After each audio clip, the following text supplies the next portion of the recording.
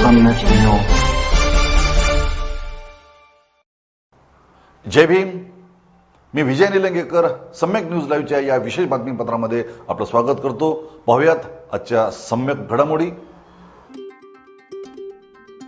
NEET 2021 मध्ये IIBचा भारतात विक्रम. IIBच्या 33 विद्यार्थ्यांना बायोलॉजीमध्ये 360 पैकी 360 गुण, तर 149 विद्यार्थ्यांना 720 पैकी 600 पेक्षा अधिक गुण. ऑफलाईन असो किंवा ऑनलाईन, IIBच आहे नीटची लाईफलाईन. IIB PCB, माझा विश्वास. Phoenix multispeciality hospital and critical care centre, Shivajinagar, Nanded. जय भीम, जय भीम, जय भीम.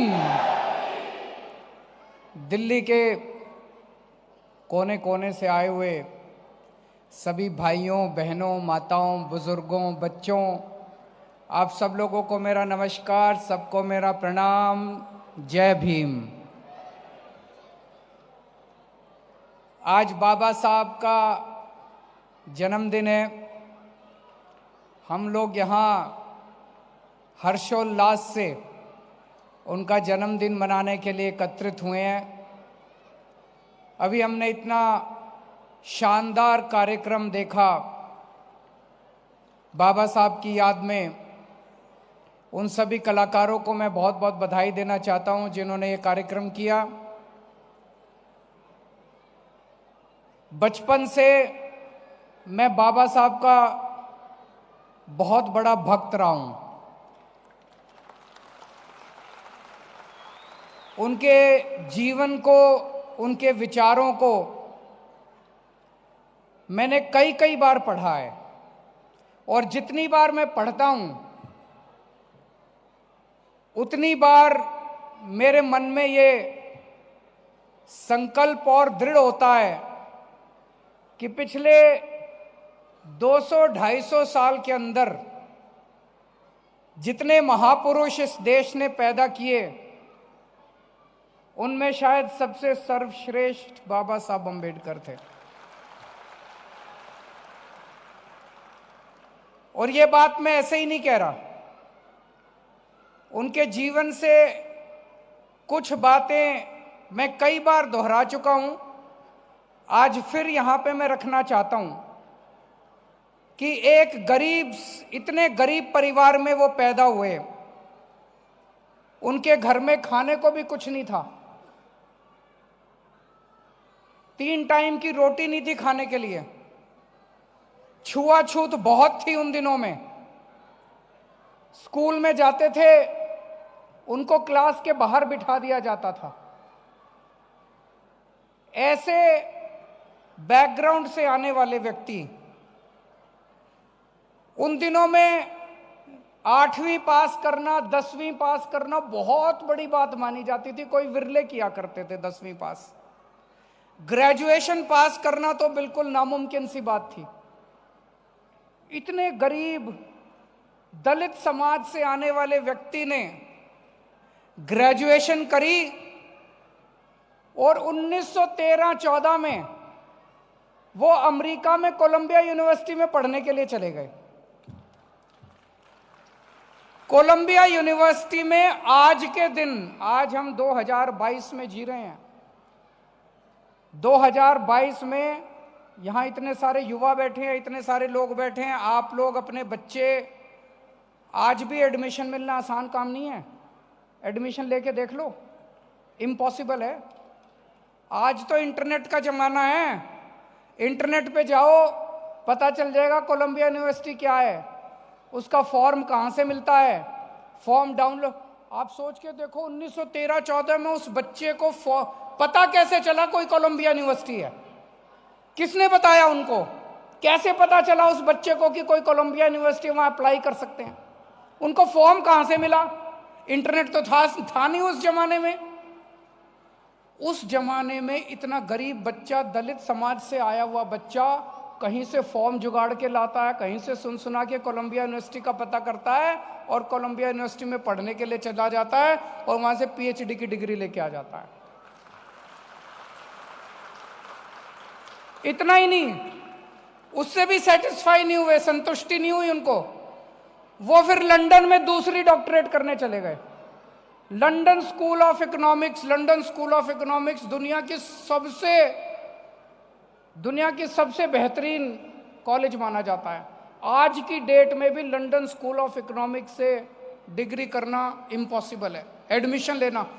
वो फिर लंदन स्कूल ऑफ इकोनॉमिक्स से दूसरी डॉक्टरेट करके आए।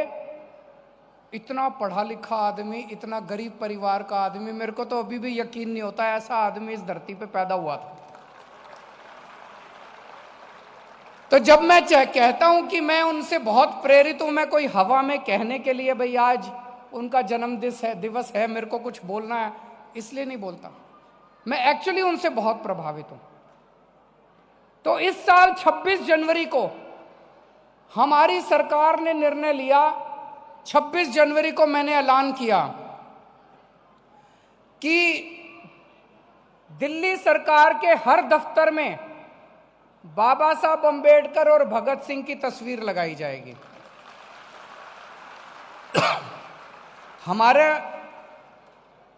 हम दूसरे सभी स्वतंत्रता सेनानियों की इज्जत करते हैं, किसी का भी डिसरेस्पेक्ट नहीं है, लेकिन इन दो से हम ज्यादा प्रभावित हैं।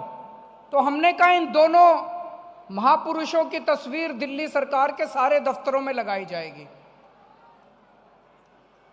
जब मैंने ऐलान किया था, मैंने तो अच्छे मन से ऐलान किया था, क्योंकि मैं इन दोनों की पूजा करता हूं, इन दोनों को बहुत मानता हूं। मेरा जो इन दूसरे विरोधियों ने विरोध किया, इतना मेरे को गालियां दी इन लोगों ने, आप देख रहे होंगे सोशल मीडिया पे और इधर उधर, जैसे पता नहीं मैंने क्या कसूर कर दिया। केजरीवाल इनकी तस्वीर क्यों लगा रहा है, केजरीवाल इनकी तस्वीर क्यों लगा रहा है, इसकी क्यों नहीं लगा रहा, उसकी क्यों नहीं लगा रहा। मैंने कहा जिसको तुम मानते हो तुम लगा लो, जिसको मैं मानता हूं मैं लगा लूंगा। इतना विरोध, इतना विरोध, इतना विरोध। मेरे को एक बार तो लगा यार मैंने कोई कसूर तो नहीं कर दिया बाबा साहब की तस्वीर लगा के। नहीं, देखा आप लोगों ने कितना विरोध कर रहे हैं दूसरी पार्टी वाले मेरा, केजरीवाल ने बाबा साहब की तस्वीर क्यों लगाई। अब मैंने कसम खाई है, इनके विरोध से मेरे को और प्रेरणा मिली है, मेरे को और ऊर्जा मिली है। ये जितना मेरा विरोध कर रहे हैं, मैंने कसम खाई है बाबा साहब का जीवन और बाबा साहब का संदेश इस देश के घर घर में पहुंचाऊंगा मैं।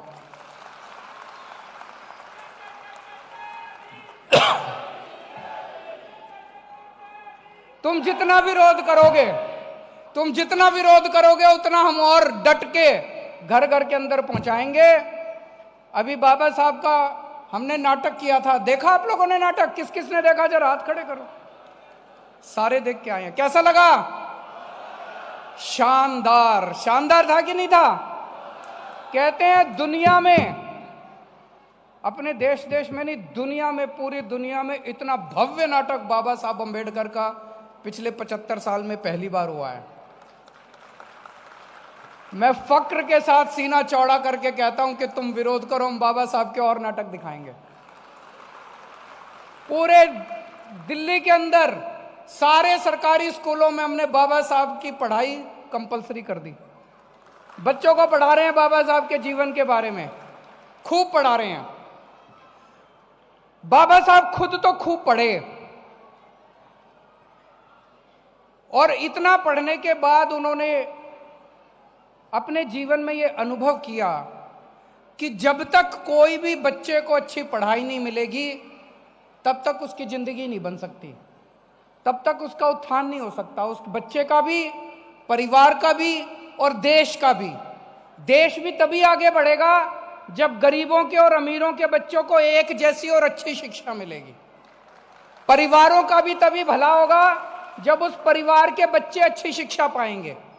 तो बाबा साहब का सपना था, बाबा साहब का सपना था कि हर बच्चे को इस देश में, चाहे वो गरीब का बच्चा हो, अमीर का बच्चा हो, सबको अच्छी शिक्षा मिलनी चाहिए। और हमारे नेताओं ने क्या करा?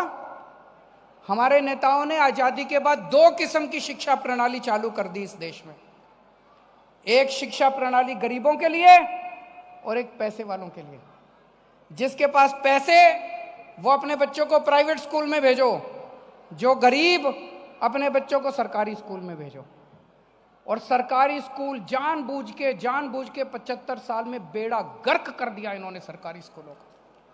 ये चाहते थे, हमारे देश के नेता और पार्टियां, ये षड्यंत्र रचा गया है हमारे देश के अंदर गरीबों के खिलाफ, दलितों के खिलाफ, कि इनके गरीबों के बच्चे गरीब रहने चाहिए। इनके साथ बैठो, कहते हैं कि ये गरीबों के हाथ में पैसा आ गया, इनका सिर चढ़ जाएगा। ऐसी बातें करते नहीं करते ये अमीर पैसे वाले। इनके साथ बैठो कमरे में, कहते हैं इनके बच्चों को इनको अच्छी शिक्षा मिल गई, सर चढ़ जाएगा, लेबर की दाम बढ़ जाएंगे। अरे तुम्हारे दाम इतने बढ़ गए, तुम लेबर को पैसे देते टाइम तुम्हारी नानी याद आती है। तो जानबूझ के गरीबों को गरीब रखा गया, गरीबों को शिक्षा नहीं दी गई। गरीबों को शिक्षा मिल जाएगी, गरीबों के बच्चे डॉक्टर बनेंगे, गरीबों के बच्चे इंजीनियर बनेंगे, इन्होंने जानबूझ के करा। जब हमारी सरकार बनी दिल्ली में, मेरे ऊपर बड़ा प्रेशर आया। हमारे दोस्तों ने, हमारे जान पहचान वालों ने कहा ऐसा करो जी, हम चाहते थे कि गरीबों को और अमीरों को एक जैसी शिक्षा मिले। मेरे को कई लोगों ने कहा जी एक कानून ले आओ, उस कानून में ये कर दो कि आईएएस अफसरों के बच्चे, मंत्रियों के बच्चे, एमएलए के बच्चे सारे सरकारी स्कूल में पढ़ेंगे। बोले अगर ऐसा हो गया तो सारे सरकारी स्कूल ठीक हो जाएंगे। मैंने कहा सरकारी स्कूल ऐसे ठीक नहीं होंगे। मैंने उनकी बात नहीं मानी। मैंने कहा मैं ऐसे करूंगा कि सारे सरकारी स्कूल इतने शानदार कर दूंगा कि मंत्री और आईएएस अफसर अपने आप अपनी मर्जी से अपने बच्चों को सरकारी स्कूल में पढ़ाएंगे। हम ये संकल्प लेके चले कि ऐसे स्कूल बनाएंगे, सरकारी स्कूल ऐसे कर देंगे, आईएएस अफसर, मंत्री, एमएलए अपनी मर्जी से अपने बच्चों को सरकारी स्कूल में पढ़ाना शुरू। दोस्तों उस टाइम संकल्प था, मन में भावना थी, लेकिन हमें यह नहीं पता था इतनी जल्दी हो जाएगा। 5 साल के अंदर हमने दिल्ली के सरकारी स्कूल इतने शानदार कर दिए। भाई साहब आज दिल्ली के सरकारी स्कूलों के अंदर एक ही डेस्क पे जज का बच्चा, आईएएस अफसर का बच्चा और रिक्शे वाले का बच्चा एक ही डेस्क पे बैठ के पढ़ता है। इस साल ये भारत के इतिहास में पहली बार हो रहा है। इस साल 4.25 लाख बच्चों ने अपने नाम प्राइवेट स्कूल से कटवा के सरकारी स्कूल में भर्ती कराया। जब हमारी सरकार बनी थी 2015 में, मेरे घर के बाहर लाइन लगा करती थी। कोई कहता था जी सिफारिश कर दो, मेरे बच्चे का डीपीएस में करा दो, सिफारिश कर दो, मेरे बच्चे का फलाने स्कूल में करा दो, स्कूल में करा दो। आज मेरे घर के बाहर लाइन लगती है जी मेरे बच्चे का सरकारी स्कूल में करा दो, इस सरकारी स्कूल में करा दो, उस सरकारी स्कूल में करा दो। जमाना बदल गया।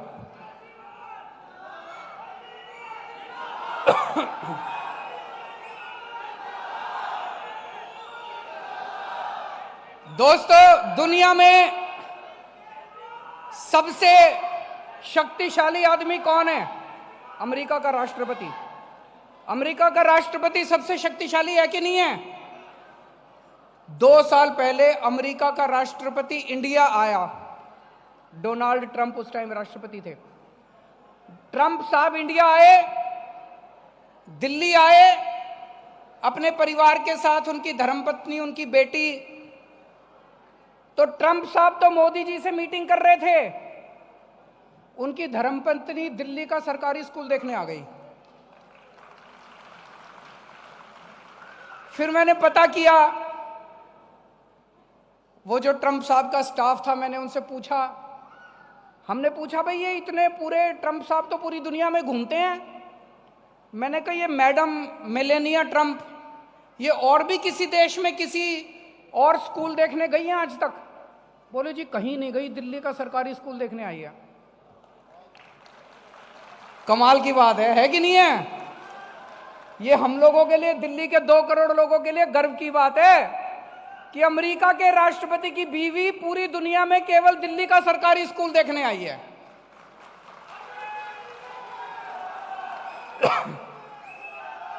अभी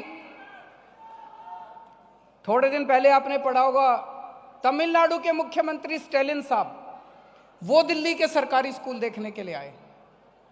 सोमवार को 18 तारीख को पंजाब के नए मुख्यमंत्री भगवंत मान जी वो अपना सारे अफसरों को लेके दिखाने ला रहे हैं दिल्ली के सरकारी स्कूल की, देखो ऐसे स्कूल हैं, हमें भी ऐसे ही बनाने हैं।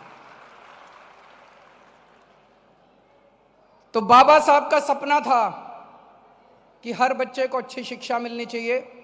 70 साल में इन्होंने षड्यंत्र करके गरीबों के बच्चों को अनपढ़ रखने का षड्यंत्र रचा गया।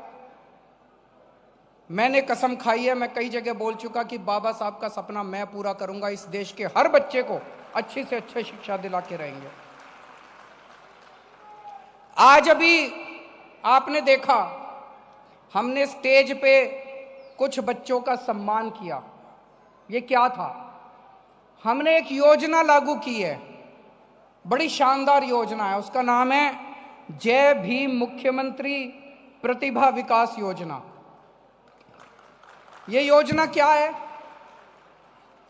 मैं 12वीं करने के बाद मैंने IIT में पढ़ाई करी। 1985 में मेरा एडमिशन हुआ था। मेरे को याद है IIT में एडमिशन, इंजीनियरिंग में एडमिशन लेना इतना मुश्किल होता था, इतना मुश्किल होता था, आज भी है। मैंने 2 कोचिंग करी थी, 2 कोचिंग इंस्टीट्यूट से मैंने कोचिंग करी थी। लेकिन ऊपर वाले की किस्मत है कि मैं ऐसे परिवार में जन्मा जहां मेरे माता पिता के पास साधन थे, वो मेरे को 2 कोचिंग करा पाए।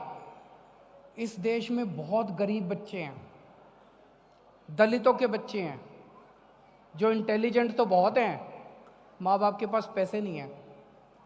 वो 12वीं करते हैं, उनका सपना है, वो भी चाहते हैं, उनके भी ख्वाहिशें हैं कि इंजीनियर बने, डॉक्टर बने, वकील बने, पर बिना कोचिंग के जमाना इतना कॉम्पिटिटिव हो गया, इतना कॉम्पिटिटिव हो गया कि इंटेलिजेंट बच्चे भी नहीं पास हो पाते। एक कोचिंग के 2.5 लाख, 3-3 लाख, 4-4 लाख रुपए लगते हैं कि कोचिंग के। तो हमने तय किया कि गरीबों के, दलितों के बच्चों को कोचिंग सरकार देगी। मैंने कहा जाके एडमिशन ले लो कोचिंग इंस्टीट्यूट में, एडमिशन की पर्ची दिखा दो और तुम्हारा सारा खर्चा हम देंगे। तो 12वीं के बाद आप इंजीनियरिंग करना चाहते हो, मेडिकल करना चाहते हो, कुछ भी करना चाहते हो, या ग्रेजुएशन के बाद रेलवे के पेपर देने हैं, बैंकिंग के पेपर देने हैं, क्लरिकल पेपर देने हैं, सिविल सर्विसेज के पेपर देने हैं, पुलिस की भर्ती के पेपर देने हैं, कोई भी पेपर देने हैं, अगर आपको कोचिंग करनी है आप अपना एडमिशन ले लो कोचिंग इंस्टीट्यूट में, पैसे हम देंगे। 13,000 बच्चे अभी तक इसका फायदा उठा चुके हैं। सोचो, इतने बच्चों का भविष्य बन गया।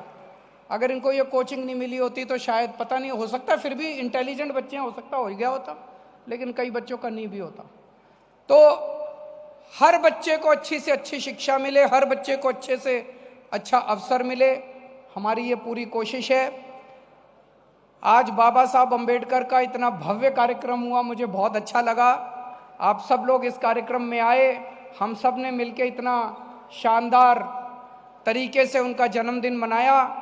अब हम सब लोगों को प्रण ये लेना है कि बाबा साहब का जो सपना था कि इस देश के हर बच्चे को अच्छी शिक्षा मिले, हमें वो सपना भी पूरा करना है और बाबा साहब का संदेश, उनके जीवन के बारे में एक एक घर के अंदर पहुंचाना है।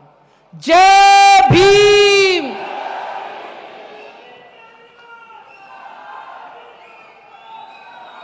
बहुत बहुत आभार। अभी आप बैठे रहें, अभी सिर्फ 5 मिनट। पाहत रहा सम्यक न्यूज लाईव्ह। बातमी पाहण्यासाठी यूट्यूबवर सबस्क्राईब करा,